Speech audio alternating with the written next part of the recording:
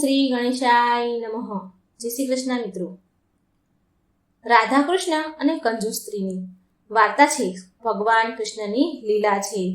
ભગવાન કૃષ્ણની લીલાઓ કથાઓ સાંભળવાથી આપણું મન શુદ્ધ પવિત્ર થાય છે, આપણા પાપ બળીને નષ્ટ થાય છે અને અંતે ભગવાનનું શરણું મળે છે. તો મિત્રો, આ ભગવાનની લીલા પૂરા ધ્યાનથી સાંભળજો અને વિડીયો સારો લાગે તો લાઈક શેર કરજો અને આ ચેનલને સબસ્ક્રાઈબ કરવાનું ભૂલશો નહીં. ધન્યવાદ. ગોવિંદપુર નામના ગામમાં એક માધવ નામનો ગોવાળ રહેતો હતો અને તેની પત્નીનું નામ નિર્મળા હતું. એની એક નૈના નામની દીકરી હતી. માધવ પાસે બહુ બધી ગાયો હતી અને તેને દૂધ વેચીને તેનું ગ્રહસ્થ જીવન ચલાવતો હતો. નિર્મળા સ્વભાવે બહુ જ કંજૂસ હતી. એકવાર નિર્મળાએ બહુ બધું માખણ ભેગું નીકાળ્યું અને નૈનાને તેની દીકરીને બોલાવી અને કહ્યું કે નિર્મળા બોલી કે નૈના, મેં આ માટલીમાં માખણ મૂક્યું છે. તારા પિતા જે ઘરોમાં દૂધ વેચે છે એ ઘરોમાં જઈને આ માખણ વેચીને આવ. આ માખણ વેચજે અને આ માખણના પૈસા લેવાનું ન ભૂલતી. મફતમાં કોઈને ફોગટમાં માખણ આપતી નહીં. પછી નૈના માથા ઉપર માખણ માટલી મૂકીને ગામ તરફ ચાલી નીકળી અને ઘરે ઘરે જઈને અવાજ આપવા લાગી કે માખણ લઈ લો, તાજું, બિલકુલ તાજું સ્વાદિષ્ટ માખણ છે. ઘરે ઘરે જઈને માખણ વેચવા લાગી તો એક સ્ત્રી ઘરની બહાર આવી અને બોલી કે અરે બેટા, કેટલાનું માખણ છે? તો એ નૈના કહે છે, ભાભી, 100 રૂપિયાનું 1 કિલો. તો તે સ્ત્રી બોલી, તાજું છે ને માખણ? નૈના કહે છે, હા ભાભી, બિલકુલ તાજું માખણ છે.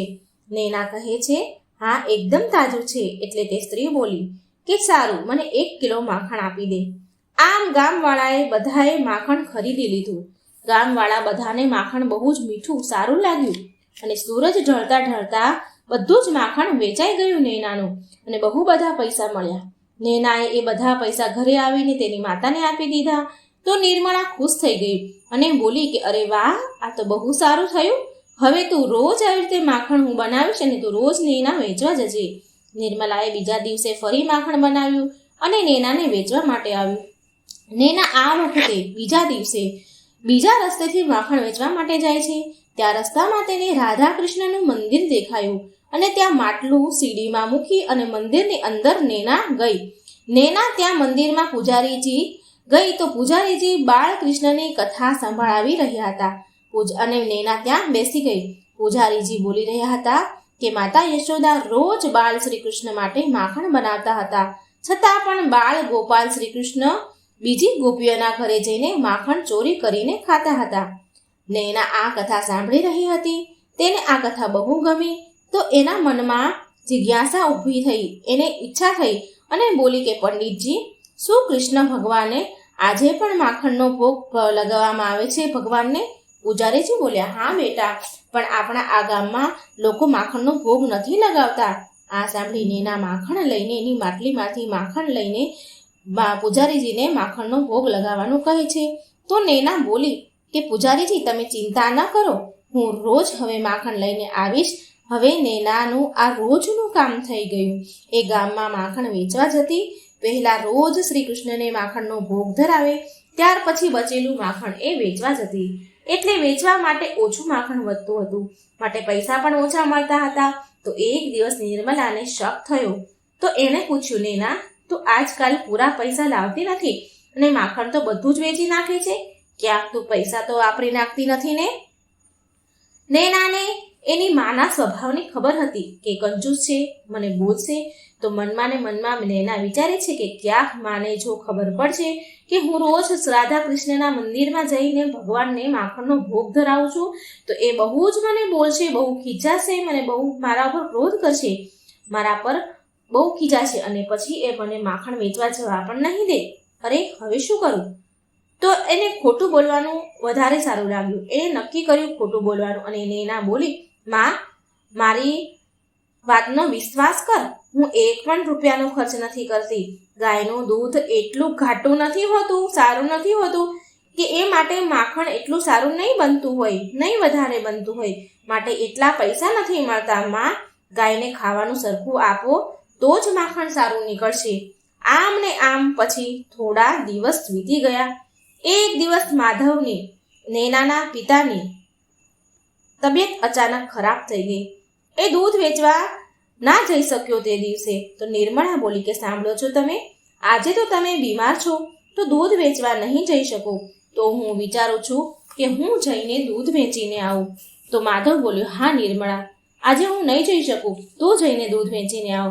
પછી નિર્મળા વાસણના પાત્રમાં બરણીમાં દૂધ ભરીને વેચવા જાય છે અને કહે છે, નૈના તું પણ મારી સાથે ચાલ, તું માખણ વેચજે, હું દૂધ વેચીશ. પછી મા દીકરી બંને ઘરેથી નીકળી ગઈ. રસ્તામાં તેમને મંદિર મળ્યું તો નૈના ઊભી રહી ગઈ. તો તેની મા બોલી, અરે નૈના, અહીં કેમ ઊભી રહી ગઈ છો? આગળ ચાલ, તારા પિતા બીમાર છે, જલ્દી જલ્દી દૂધ અને માખણ વેચીને ઘરે જવાનું છે. નૈના એના માથી ડરતી હતી એટલે શ્રી કૃષ્ણના મંદિરમાં માખણનો ભોગ લગાવ્યા વિના જ તે ત્યાંથી મંદિર પાસેથી આગળ વધી ગઈ. એ બંને જલ્દી જલ્દી કામ પૂરું કરીને પાછી ઘરે આવી. ઘણા દિવસો સુધી આવું જ ચાલતું રહ્યું. જ્યાં સુધી માધવ બીમાર હતો ત્યાં સુધી આમ જ ચાલ્યું. પછી થોડા દિવસમાં માધવની તો તબિયત સારી થઈ ગઈ. એક દિવસ નિર્મળા તેના કમાયેલા પૈસા બેઠી બેઠી ઘરમાં ગણતી હતી. તો એટલામાં તેના ઘરે એક સુંદર નાની એવી છોકરી આવી. તો નિર્મળા બોલી, અરે તું કોણ છે અને અહીં કેમ આવી છો?